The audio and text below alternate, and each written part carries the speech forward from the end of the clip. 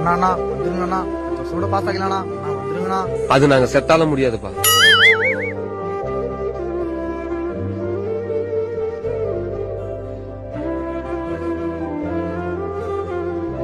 எங்களை படிக்க சொல்ற உங்களால எங்களுக்கு படிக்கவே தெரியலன்னு அதை உங்களால புரிஞ்சுக்க முடியல.